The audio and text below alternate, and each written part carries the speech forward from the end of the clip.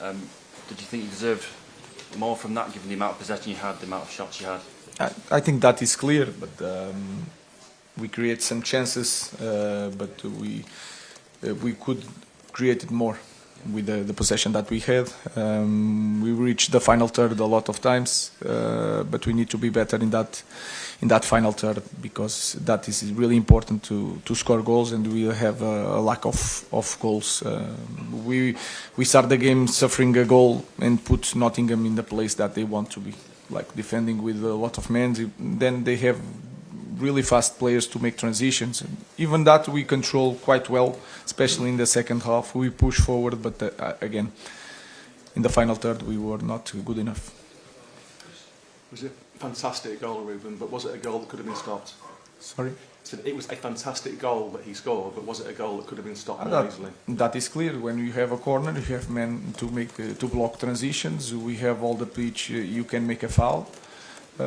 So yeah, I think if you look at the game and if you are the coach, you have to do better. Having Maguire up top, unconventional perhaps way to try and score a goal, but he did get one of the best chances. What did you make of that situation? Were you at all hesitant to do that kind of thing? In the end of the game, when the opponent is just protecting the box, if you look at the center defenders of Nottingham, they are really comfortable there.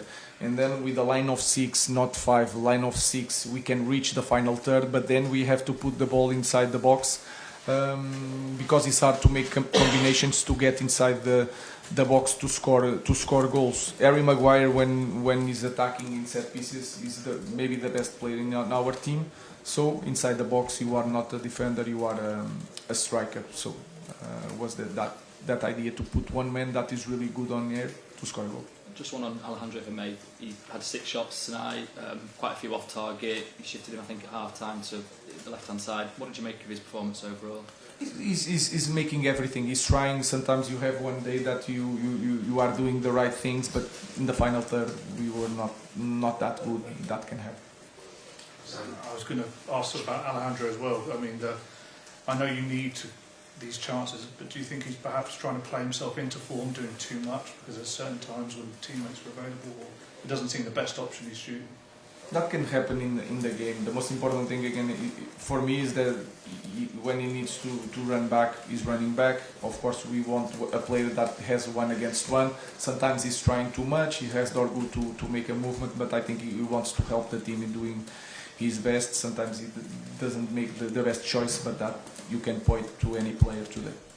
So, when Harry came on, in fairness to him, he did have 2 good chances. Is that a concern that a defender comes on, gets 2 chances, and then there are 2 strikers who the club invests more than £100 million in who didn't really have many chances? No, it depends on the characteristics. Again, Nottingham was playing with a line of 6, and then it's a matter also the size and the way you have the ability to head a ball.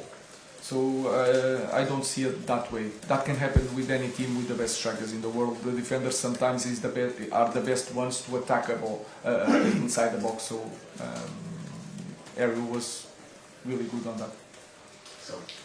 I know this was before your time, but Alanga was obviously a United Academy boy. Does the fact that he looked such a good player tonight show mistakes to the club over the years and how recruitment is just so crucial that you have to upgrade? We are talking about a lot of from players that come from Manchester United and they are doing right, but they had the chance here.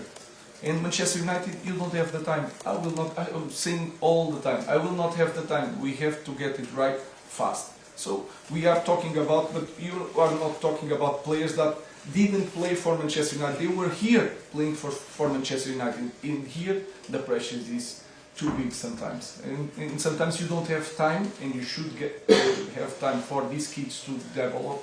But for that you need a strong base to support all these kids. If you don't have that strong base, we are not going to help our kids. So they have their chances, and sometimes football is like that, and the pressure of playing for Manchester United is really big. Hi, Ruben, with the Mason Mount came back from his injury today as well, came off the bench. Do you see him as starting in one of the 2 10 positions behind the striker because he was looking to get behind the defenders, as you saw in the second half? I think if you look at the history of Mason Mount, he played in this system many times, especially in Chelsea, and played the left hand, right hand. So I think it's a very good position for him. Last question, Paul. Ruben, one of the strengths of Nottingham Forest is they move the ball from back to front really quickly. Is that something, do you look at them as a kind of a template sometimes to your side? Because sometimes you still play the ball backwards rather than going. No, when you play a team that is really good on transition, if you transform the game like this, you don't push the defenders to get near. If you lose the ball, we are near. If you play with a big pitch, it's harder to block transitions. Sometimes you have to start the play again, bring the ball, and when everybody is close, give some speed to the ball.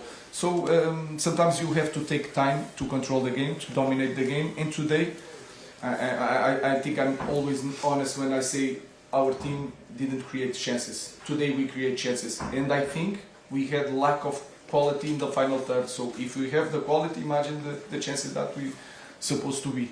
So the game is like that. If they are good in transitions, you have to push forward first, make push them to a low block to control transitions, and we did that quite well today. Thank you.